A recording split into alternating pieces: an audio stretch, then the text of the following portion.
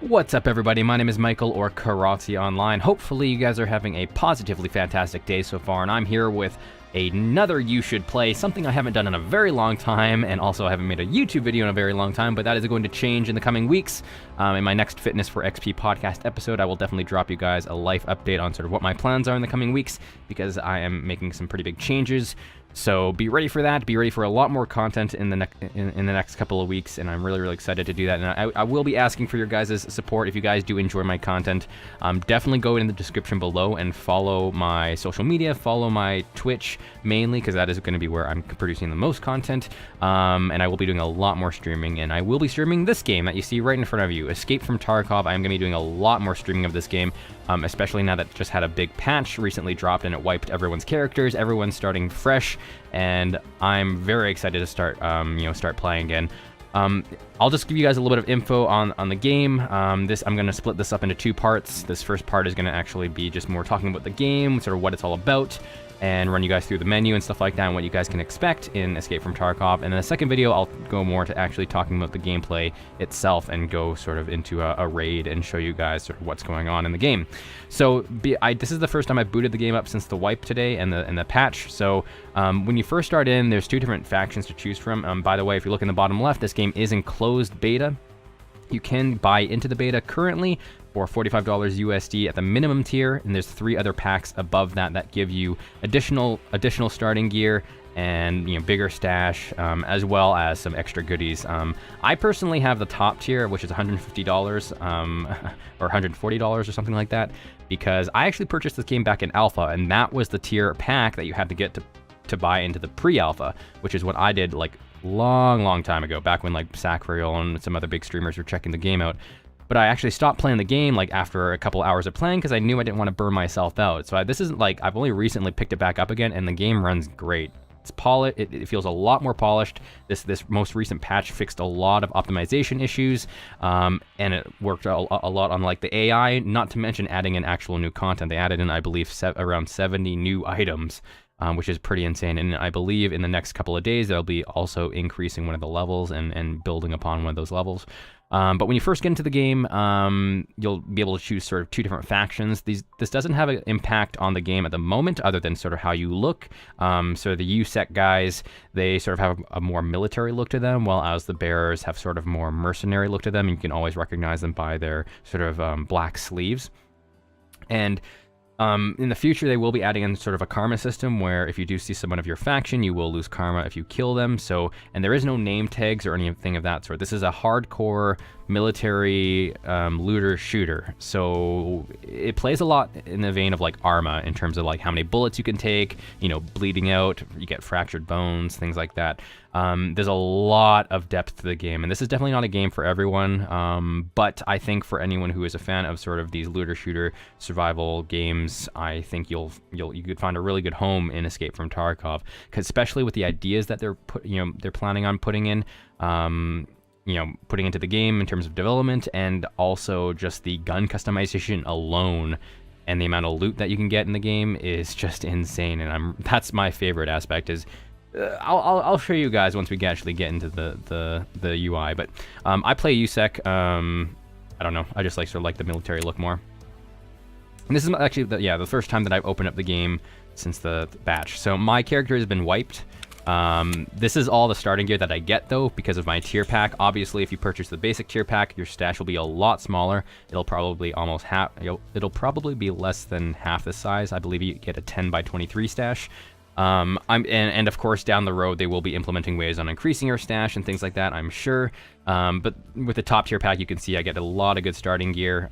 Start with a big sniper, get some guns with some magazines, armor. But the thing about this game is, because it's permadeath, because it's a hardcore shooter, you might think this is like going to give me a huge advantage, and it definitely gives me an advantage. But because I can lose everything just from a simple headshot, from like a newbie with a pistol, if I don't pay attention, that's all stuff I can lose anyways. Now you can insure your weapons and your gear. You can insure them through the traders, but that still doesn't 100% save your gear. it only saves your gear if no one picks up your loot after you've been killed. When the raid's over, if no one, if after everyone's extracted or they've died, if no one's picked up your stuff, you get it back, within a certain amount of time, usually like within 24 hours type thing. But even then, if you don't log in and pick up that stuff, your the trader will actually get rid of it. So you have to be, so insurance isn't 100% a guarantee that you'll get things back anyways.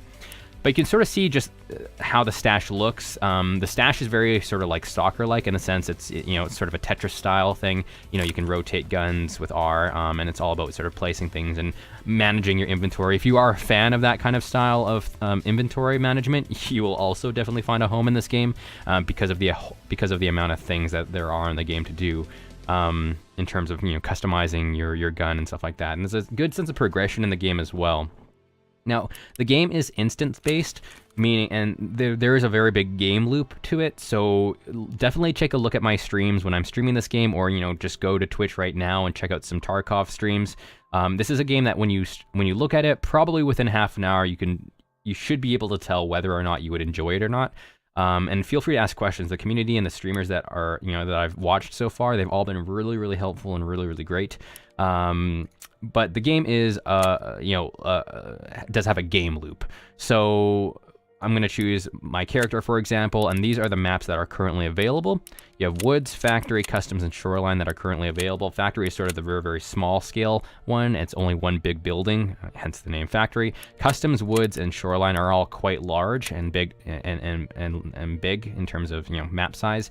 They are planning on doing an open world mode in the future, and obviously they have all of these other things planned as well, and I'm assuming the open world aspect will hopefully encompass all these levels into one. So that's the kind of thing that you can look forward to in this game, and even just a game loop I have a lot of fun with. So when they add in more game modes like that, that's when it's going to be like even better, and the game's already good. So I've I bought the $140 tier pack, and I already feel I've had my money's worth in terms of enjoyment and knowing that I'm supporting a really, really fun project. But yeah, you choose one of these instances, and they're called raids, and you'll spawn in with a certain number of other players. So for example, in Factory, you can see 4 to 7 here. So up to 7 people, and with a minimum of 4, will be in this mission, in this raid, and everyone spawns in at the same time. Now, in addition to that, you'll notice when I was able to select my character, I was able to select Scav. Scav is actually the AI faction. And every character also has a Scav character, which gives you sort of another chance at potentially getting loot. You can actually go in, pretend to be a Scav, and the AI faction won't fire back at you unless you become hostile towards them. But you can sort of blend in, pretend to be a Scav, and try and kill some of the actual player characters and take their loot. And if you actually extract as a Scav, you'll be able to transfer that loot over to your main character, which is a pretty cool thing. It sort of gives you just another way to potentially get loot in the game. But Scavs are the AI faction. They'll also spawn into the mission with you at randomized spawns. They have their own spawns. You have your own randomized spawns at the start. They will be, I believe they're planning on trying to make those spawns a little more dynamic down the road, but I haven't heard I haven't heard much more on that subject. And I'm still learning this. I'm still learning this game, so this game has a really high learning curve. So I apologize if I get anything wrong. That's why I'm not going to try and talk too much about it, because I don't want to ramble and potentially say something misleading. So yeah, they'll spawn in, and the whole idea behind the game is to prepare for, it says prepare for escape up top here. You gotta escape the raid. So you'll start at a certain point, and then there'll be a few different extraction points on the map. Factory only has one, unless you have a key, it unlocks a second extraction point. But Customs and Woods, for example, and Shoreline, they also have multiple extraction points, I believe. I don't know if Shoreline does. I've seen streamers always extract at this one extraction point. I'm thinking maybe that one only has one. But yeah, the whole goal is to find the extraction point. You'll get an experience, a certain amount of experience depending on what you've done in that raid, from what you've looted, how much did you loot, did you get headshots, who did you kill, what level were they. If they were higher level, you'll get more experience. And there are skills in the game and perks that you can progress your character. So no, it's not only just the loot that gives your character a sense of progression. It's just your character itself has actual skills, and those do affect sort of how you are in the game and how well you perform in the game. So, and it's also not just extracting. You do have to do things within that raid. For example, the traders, they actually have quests for you. So, for example, if I go to tasks here, this is sort of the initial quest that you can get. So I'm going to accept that. So Prapor here, he's sort of the guy that deals with mainly the Russian militia. Sort of has a lot of Russian military weapons. He wants me to kill 3 scavs at customs, and also find 3 MP133 shotguns and then trade them in. And that'll reward me with not only experience, but also reputation with him. And every trader actually has 4 tiers of reputation that you can get, and those unlock better and better equipment that you can actually purchase from them. So you can sort of see here how much stuff they have. And all the other traders also have. I believe she has a starting quest as well. She wants me to find some med kits and trade those in. So that's the kind of thing that you can expect in terms of quests, I guess. And they will be, of course, implementing more quests as the game gets more developed. So not only that, but you can also make your own goals, like whether or not you want to find a certain weapon, or whether or not you want to find something specific to trade with these other traders, because some of these traders actually not only deal with the 3 different currencies. There's 3 different currencies in this game. There's euros, US dollars, and rubles, and certain traders utilize certain different certain currency. But for example, this weapon right here, if I wanted to actually purchase this, he doesn't want money from me. He actually wants 4 of these PM pistols. So that's another thing. You can sort of you sort of have to create some personal goals as well for yourself in this game on sort of how you want to develop your character and what kind of loot you want to hunt for. So that's the sort of game loop that you want to be thinking of in this game. It's a little sandboxy in terms of you want to sort of start creating your own goals and challenges for yourself, whether it be certain ways you want to play the game or how you want to look, potentially how you want to mod this gun. Because of the amount of gear that this game has, there's definitely something there for everyone in terms of, if you are hunting for something specific. It'll definitely make the game a lot more interesting that way. So that is the essential game loop. And you can see up top here they have other things in place, and it's nice that they actually have these things in place, even though you can't use them yet, like the flea market and auctions. And even like the maps, for example, you can sort of see what they are planning, but they don't have available yet. It's nice to know what the developers have in mind already for what they want to build. It's not they're just spewing ideas and they're never going to act on them. They already have these sort of stepping stones in place. It's just a matter of building upon them. So on top of that, I'll just show you a little bit of a glimpse on sort of the customization for your guns and sort of how extreme it is. Let's dive into this AK, for example, that I have. So I can inspect it. Every gun has its own stats and sort of how it looks. Some of them have different skins as well. And there's also a bunch of different variations on each gun and sort of how they work, what type of ammo they use, a bunch of different things. Again, if you're a gun nut, you'll love this game. But you can just see here the different stats, sort of how it fires, its fire rate, what caliber of ammo it uses. But you can see at the bottom here, these are all the different slots you can actually have on the gun and utilize from the magazine, from what's in the chamber, what kind of mounts it uses, its optics. You can even go further on top of that because some mounts come with its own, some things here come with its own equipment slots as well. If I go into this mount, for example, this dust cover, it has a mount slot, so I can put a mount slot on a dust cover to sort of save room and also build my weapon sort of in a very specific way. Previously, I was just fooling around with gun customization before the wipe, and you can actually even put like double optics on something. So I could have 2 red dot sights, obviously not practical, but you can make some really, really cool things for that. So for example, I've seen for some semi-automatic weapons, what people have done is they put a sniper scope on the gun, but because you can have like so many different things on top of your gun, they actually put on a red dot sight as well, but on an angle, so you can actually switch your aim down sights mode. So you can aim down the scope, or if you find someone close range and the scope's gonna be really, really tough to shoot them with, you can just tilt your gun and you'll utilize the red dot sight scope instead. And that kind of stuff is just awesome. Those kind of mechanics just make this game very, very unique and easily the most in-depth customizable military shooter I've personally seen, while still being very, very fun in terms of its game loop and not being just super hardcore realism only type of thing. Just another example of sort of the crazy things you can do in terms of depth for this game is magazines.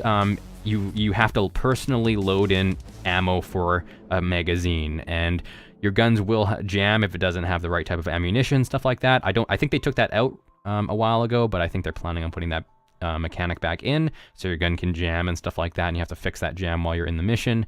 But if you can unload the ammo here, for example, and you can even inspect the ammo, and it sort of shows a short description of what that ammo does and sort of its bullet speed, for example. And all the 3D models you can rotate and look at closer. Actually, if you want to look at the guns closer, you can go to modding and have an even crazier look at sort of all the different slots you can equip and sort of a better look at the model. This game was actually developed in Unity, I believe, which is pretty crazy. You don't really find a lot of high graphic fidelity games in Unity. Not bashing Unity, not saying it can't be done, but it's definitely not the norm, I think, for Unity as a engine. But yeah, back to my sort of in-depth example. So for example, this ammunition right here, I can break this up into another pile. If I want to put in 25 bullets into that magazine, I can just put 25 bullets if I want to. Now there's 5 slots left. Now, when I was streaming this, a viewer actually told me what some hardcore people do is they'll actually buy tracer rounds. You know, the rounds when you fire them, they actually like sort of glow in the air so you can sort of see where they are, hence the name tracer. They'll actually not fully fill their magazine with, one type of ammo. They'll leave about 5 bullets left. So they buy tracer ammo, and then they drag, and then you can actually mix and match ammunition within a magazine. So you can actually drag that tracer ammo, utilize it in the last 5 slots of your magazine, and that's how they actually tell when they're about to be empty on their magazine, because there's no UI, ammo counter, for example. If you want to actually check how much ammo you have to either open up your inventory while you're in the raid or hit Alt-T. And even if you hit Alt-T, all it says in the bottom right is it'll say like almost full, near half, or, near empty. It gives you very generalized descriptions. It doesn't actually give you a hard ammo count. So that's another cool thing. They've recently implemented in this latest patch, like blind fire, for example, which is really, really cool. You can, fold the buttstock on some guns now. And speaking of sort of the way the guns sound, this, again, caters to the gun nut people. The audio in this game is phenomenal. As someone who's played Arma before, I personally think this game does a bang-up job, comparable, if not better, than Arma does in terms of sort of the way the guns sound and feel. And yeah, I really, really like how this game feels. It feels very polished, even though it's pretty early in its closed beta. So yeah, that's sort of just a glimpse on what you can expect in terms of gun customization and things like that, and sort of what the general game loop is. But here, I'll sort of look at the character as well. So you can sort of see on the health portion here, in between raids in the future, your health will be persistent, so you will have to heal yourself in between raids. I believe that's what the goal is. But right now, you automatically get full health after you're done a raid. But you can sort of see they have radiation planned, other things as well. You have food and water you have to deal with, not to a large extent. It's not like DayZ where you always have to be hunting for food and stuff like that, but it's definitely something that you need to keep an eye on, because that will impact your performance. But like, your arms can get fractures, your legs can get fractures, you can bleed out, you can get tremors in the head. So a lot of different status effects that can happen to your body parts, and there's of course different meds and ways to deal with that. On top of that, there's the skills, and right now they only have 6 skills in the beta. But you can sort of see what they have planned. And again, like I said, these things are in, placeholdered in the game. So these are things they are planning on putting into the final version. And you can sort of see all the different ways you can progress your character and all the ways that those things will affect your character, which is insane. I did not expect a game like this to have this much in it. It's a very general game loop that you'll notice, go in, loot stuff, get back out. But because of all those, gun mechanics I was talking about, the skills, the tasks from traders, there's a ton of depth to the game. And I think that's, one of the best things setting this game apart from other sort of survival shooters like it. But you can sort of see what these things do. Like endurance, for example, affects your running and jumping, as well as holding and restoring breath. Strength and inflicts, it shows how much you can carry and how far you can throw grenades, and how high you can jump. And these are things that actually affect your character in the game. When you actually level them up, you'll see perks pop up, like showing, you know, minus 6% on your endurance drain, for example. And I've seen this in action with streamers. Like, I've seen streamers with full strength and endurance, and they can sprint so much faster than me, and also jump to places that it's impossible for me to jump to, just because I don't have the strength level yet. So that's another cool thing about it. So yeah, that's all I'm gonna say right now. I know this has been 20 minutes, but I really wanted to go in depth on sort of everything that you can expect in terms of, you know, what the general game loop is, what you know, it's all about in terms of its gun customization, because I really want to sell people on this game because I think it's a really good project to support. Even if it's just you keeping your eye on it until, you know, it's ready to go into open beta and then playing it then, or, you know, going into others, you know, spreading the word. Maybe you have a friend who might enjoy this game. I think this is a really good project, and the developers are really good. One of the big community representatives, as you know, is actually a big streamer for this game, and he's always answering questions and keeping the community up to date on things as well. So the community is really solid. Even though it's a hardcore game, I think that it's definitely one of the most helpful communities I've been in. Obviously, you have some people who are super hardcore, but don't let the bad eggs ruin your experience of this game and learning it. But yeah, like I said, $45 can get you into the closed beta right now, but, you know, definitely check out my Twitch stream down below in the description. Follow me there, and I will definitely be streaming this game in the near future a lot more, especially now that the wipe's been done. Everyone's starting sort of from a fresh start. But yeah, and in the next video, guys, I'll show you guys some gameplay and talk a little bit more about what the game is all about. But until then, thanks for watching, guys, and I will talk to you guys later.